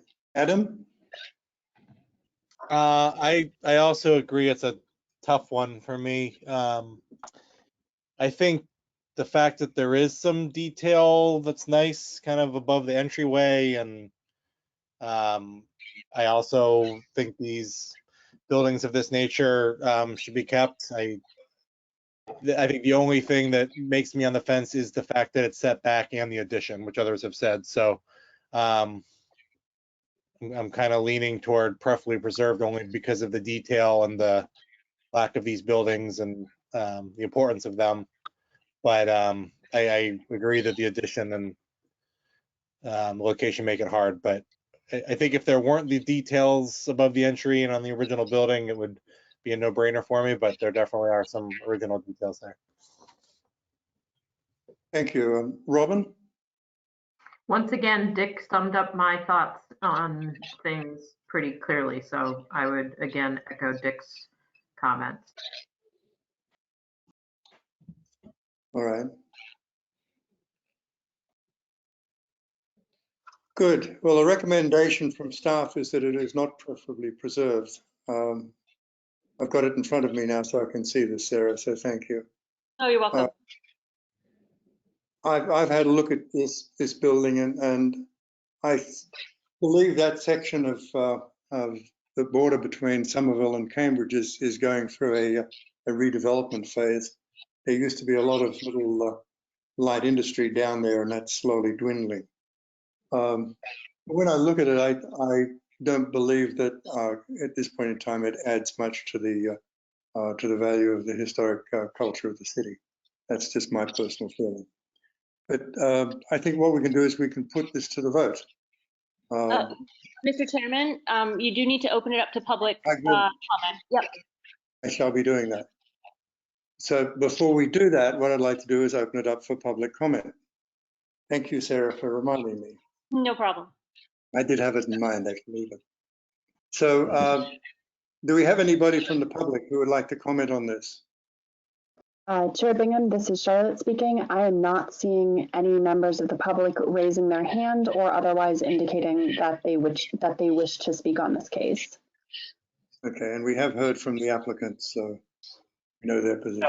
And Mr. Chairman, this is Philip Sema from Balance Architects. May I also make one more comment? Certainly. and just to clarify about the building is set back, it's 70 feet that it's set back from the sidewalk as well. So, you know, as everyone was saying, it's not an insignificant amount, and it does border all the kind of the property lines. It's on the property lines for the front and the rear, or rather the rear and the sides. That's the last comment I'd like to make. Okay, thank you very much. Is there any other public comments coming through? Hearing none. There's still no one. This is Charlotte speaking. Just confirming that no one wishes to speak. Okay. Thank you.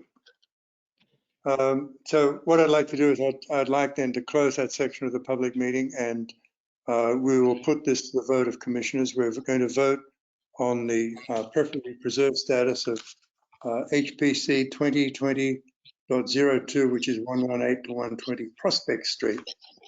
All those in favor of preferably preserved status on this property, please say aye. Aye. Aye. Aye. Okay, so that is Caitlin? Yes. Yes? We're going to have to do a roll call anyway, I think, We're Ellen, going to have right? to do a roll call. Yeah, okay, Caitlin is yes. Dick? Was yes. Yes. Brian? No. No. Eric? I'm going to say yes. Alan, I'm voting no. Adam? Yes. Robin? No. No. So we've got 1, 2, 3 no's and 4 yeses.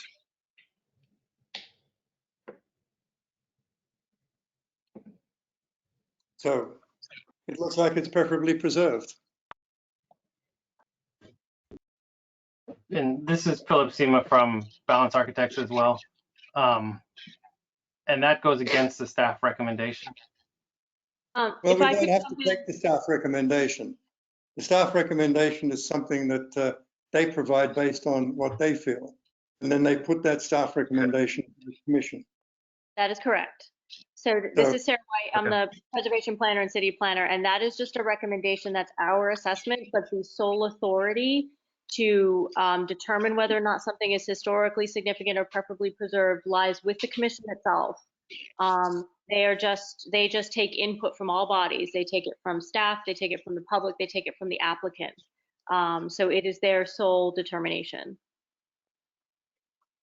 So what this does is this starts a process right now of 9 months where we can come to some sort of meeting of the minds with you as to what that means in preferably preserved. And that would be documented in possibly in a memorandum of understanding. And that memorandum of understanding would specify what that preferably preserved is. It could be anything from restoration of the building and additions to it. It could be something where we look at basically photographing and taking sketches, possibly keeping some of the artifacts and putting them into architectural storage and documenting them and allowing the building to be demolished. So that's something that right now you'll be able to start in the next days in discussion with Sarah and the planning department to determine exactly what that means. And it will come before us as a memorandum of agreement, which will come before the commission for signature before the next step of moving on. So if nothing happens and we don't come to a meeting of the minds within 9 months, then you will be within your right, according to the regulations, to be able to, an ordinance, to be able to tear the structure down. And Mr. Chairman, can I jump in really quickly with some additional information? I need Julian and Philip. I need you to please get in touch with me via email.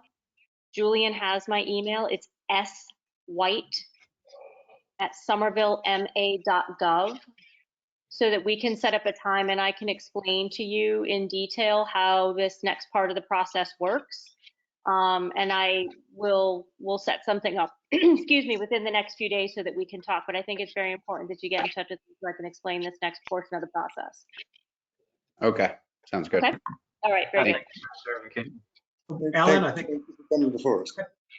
Alan, having determined it's significant, I think we now need to adopt findings. Yes. Well, I think we have the findings, which I was about to look up, going back to February. Let me pull it up for this staff report. One second and I'll share my screen again. All right. So the findings from February are here. And then the next set of findings is for this portion, is for the preferably preserved portion. So those are the February findings. The significance, level of significance, that's a finding for this month for preferably preserved. And then so these findings here might be some that you would want to agree to. This one, the findings, I would argue, the findings for those of you who voted no would be in accordance with this recommendation. For those of you who voted yes to preferably preserve, you need to tell me what your findings are, because it's those findings that will need to go into the certificate that's sent out, the decision that's sent out. Well, the findings I have, and I'm looking at this right now from the significance, is that it has a local significance based on the information found to date. The building has local significance in terms of architecture as an early 20th century soft industrial automotive building.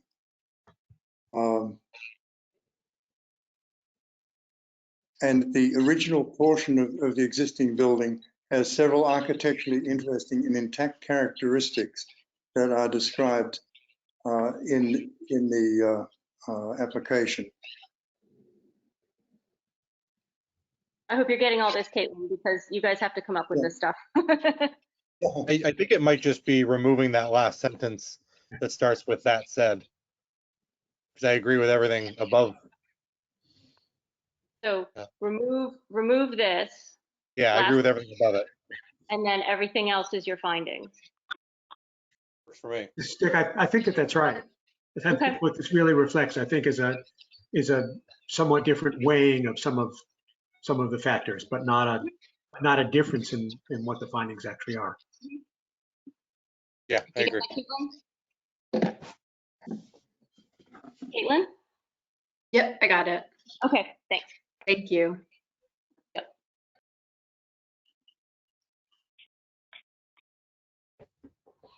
All right. All right. So now you need to vote on the findings. So do you want to just rephrase the change in wording there, Eric or Dick? So the findings would be what is in the staff report, omitting the last sentence.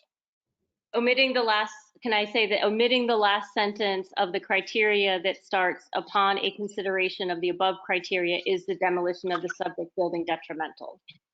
Okay. Yeah. Good. Well, we're going to vote on those findings. All those in favor, say aye. Aye. Aye. Aye. And I'll just do a roll call. Caitlin? Aye, yes. Dick? Yes. Ryan? Yes. Eric? Yes. Adam? Yes.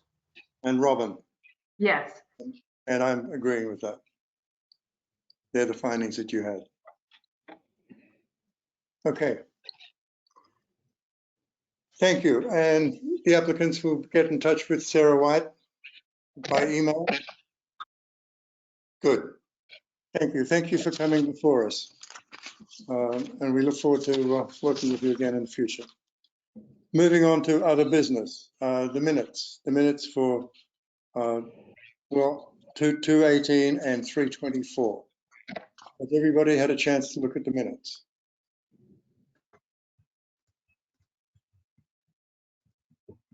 I've got a few corrections. It does appear to me that in some of the minutes, word April is spelled as Avril from the last month's minutes. Is that If you'd from like to have a the February minutes or the March minutes? March minutes. March. Okay. Actually, I think you've done a cut and paste and it's in every instance of it. I'm sure I did. Sarah. And it catches me every time. I'm sure I did. That's the joy of cut and paste, isn't it, Sarah? That's right. That's right. It bites me every time. Yeah. This is Dick. I did not see any changes that need to be made other than that, but I had two comments. One of them is my computer at least is saying that there's something that may be technically dangerous in the February minutes. It says office has detected a problem. So that was just a comment. It said don't actually open the document for editing. So that was just a comment that whoever is preparing them should just make sure that we don't have some kind of bug that's in the document that's could affect our computers. And the other one was to just express a vote of thanks to Caitlin, who's been keeping the minutes single-handed since we've been down on on-site staff. So thank you, Caitlin. You're here. You're welcome. Yeah, Thank you. Great. And I actually did review the minutes, the February minutes closely, and caught a number of my own typos that I've recorded and sent to Sarah, and I don't know if I need to repeat them here, but I have them. I think I think if you just say the two, plus the corrections that you sent to staff will be fine. Great. And I hate to say this, but Caitlin, the issue that Dick brought up, that it warns us not to open the document, I get that when I get the minutes from you. Really? Okay. I apologize. That's all right. You might want to save it off as a separate document and start fresh or something like that. I don't know. Weird. Okay. My computer is nearly 10 years old and has been slowly failing. So I have a new one on the way, and I hope that resets things. So sorry to endanger anyone's. Okay. I haven't had anything happen to it yet, so I'm not particularly worried. Yeah, strange. But I'm could be something that crept in at some point in the past. So starting a fresh document instead of editing an old one is probably a good idea.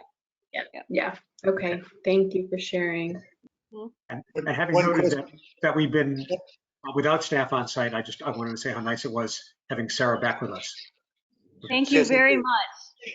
Thank you. It's nice to be back, and it is really nice to feel good, I have to say. Thank you. And we're so glad that you had your operation when you did, because it wouldn't have been fun to do it now. Agreed. I keep thinking about that, and I think, oh, I'm very lucky, very lucky. Yeah. Thank you all very much. I've got one more thought on the minutes, if I may. Eric, do we spell your first name E-R-I-C or E-R-I-C-K? Just the C, no K. Okay, well, actually in all of the ones that from last month in April, Eric's name is spelt with a K as well, Sarah. I spelled it with just a K, E-R-I-K? E-R-I-C, not E-R-I-C-K. I'm getting you mixed up with my brother-in-law. Thank you. He's a good-looking guy like Eric Parks, is he? Absolutely. Yeah. It's the computer screen. Well, I personally would like to thank everybody for coming on. I know this is kind of difficult, and it's difficult to try and coordinate these things.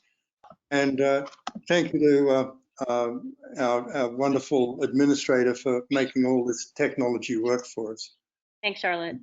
Thanks, Yeah. Caitlin. Thanks, Sarah. And I am personally delighted that everybody is still okay and well. Please be Likewise. safe. Now, Mr. Chairman, if I could, you still have to Yes. take a formal vote. You have to take a formal vote on the minutes as amended. Oh, we haven't done that yet? Nope. Oh, okay. Well, for both, let's do both minutes together. The minutes for 2:18 and for 3:24. This is a vote to accept the minutes as amended. Do I hear a motion to accept them? This is Dick. So moved. Accept. Okay. And a seconder? I'll second it. Okay, you got that, Sarah? Yep. All those in favor, say aye. Aye. All those against, say nay. The ayes have it. Right down the list. We're all agreed. Okay, Sarah? Very Do we good. need a Thank you. No, technically, yes. Technically, I'm saying yes. Caitlin, Yes. Dick, Yes. Ryan, Yes. Eric? Yes. Adam? Yes. Robin? Yes. Okay. We're done. It's 9 o'clock. Oh, no, but there's one more thing on the agenda. Oh, CPC update. Yeah, Yes. CPC update. I know, Mr. Chairman, you're going to be presenting tomorrow night, correct? I am? Yes. Are you? No, I'm going to be observing. I didn't know I was presenting something. Oh, I didn't. I thought you were presenting something. Never No. mind. Oh, I apologize if I didn't pass along the message correctly. So I think I interpreted Alan's acceptance as him representing our group, and I believe I had passed along Judith's invitation. Shoot, I'm sorry that I wasn't more clear about that. So essentially tomorrow there is a virtual, between 6:30 and 7, there's a presentation on the pre-application process, and then from 6:30 onward there is a public hearing. And essentially a number of groups are going to be giving testimonials about the CPC process. I wish I could speak more articulately and elegantly about this, but I've only been able to attend one meeting, so I'm still getting oriented. Okay. So Okay, you're the point person on the CPC now. I know. Yes, you are. I just happen to be the chair, so I run the meetings here for the Historic Preservation Commission. And I took over from Dick, and you took over from Dick in that particular role. So basically, it's your show tomorrow night. I'm going to be there observing and helping as needed, and delighted to help wherever needed. And I believe Dick's going to be there too online. I'll be there too. Me too. So, and Sarah, and I think Mark has also said he would do it. But it's your show, and you can call on us as needed. All right. But you know, you're the person that we've elected to be our representative at the CPC. Okay. You got the job, lady. Put your hand up to do something. Oh, I have absolute confidence in you. Caitlin, I can All help right. you. Sorry. If you Sorry want to for talk to that, Caitlin, let me know. Okay, So, thanks. Do you want to give us an update? Or I is that really it? don't have very much to update on. We had the February meeting, which was kind of a presentation from the Community Preservation Coalition itself, briefing us on sort of the process. And then the March meeting was canceled. So this will be us back in action. And like I said, it's kind of a public hearing. So yeah, a bunch of groups will be giving testimonies, including, I'll just run down the list: Summer Vision 2040, Public Space and Urban Forestry, Community Growth Center, Conservation Commission, the Somerville Museum, Somerville Affordable Housing Trust Fund, Office of Housing, Historic Preservation Commission, and the Elizabeth Peabody Housing Association. So each of those organizations will have 5 minutes, and then there will be public testimony for 30 minutes. And then So in May, go ahead, Sarah. Sorry. This is what happens when I block people. Not that I'm blocking you on purpose. This is where my side panel is. So I'll speak on, I'll take care of the HPC stuff, I'll take care of, what you do and, what you're, looking to do, what your role is, what, your general goals are and things like that. I haven't finished the presentation yet, but it'll be ready for tomorrow night. And Judith, because I have another meeting commitment, Judith said that she'd kind of slip me in wherever, wherever was convenient for me. So you might not see me, you might not see people appear in that order. You might see me slipped in at another point. So, yep. Okay. I know if I can support further. Thank you. Yep. All right. Well, I think that Okay, takes care of sorry everything for that on the lame up. agenda. It'll be better next month. Well, I suspect that next month we'll be back online again. I don't see this thing ending soon, so. And a quick update on that, if I could, Mr. Chairman, all city-sponsored meetings have been canceled through June. They can't be in public. No in-public meetings for any city things through June. So May will be virtual, June will be virtual. And probably something else that you should know too is that, so you know that Christy left, but unfortunately we won't be rehiring back for her position for a while either. So lucky you're stuck with me for full time. Well, not really, because I'm delighted to be stuck with at you. least half time on zoning too. So yeah. I was gonna say, No need so to see her from for our coming point of view, Sarah, we are lucky to have you. From your point of view, you are unlucky to have No, us that's to yourself. I am not unlucky to have you. That is not true whatsoever. I'm very fortunate to have you all. And I truly do mean that. Okay, do I hear a motion to adjourn? Motion to adjourn. Ryan, you're always quick with that one. Yep. Try to be, Sarah. Do I have a seconder? I will second it. Okay, seconded by Eric. Okay, meeting adjourned. Thank you, everybody. Stay well. Stay safe. Hi, everyone. Thank you. Bye. Bye.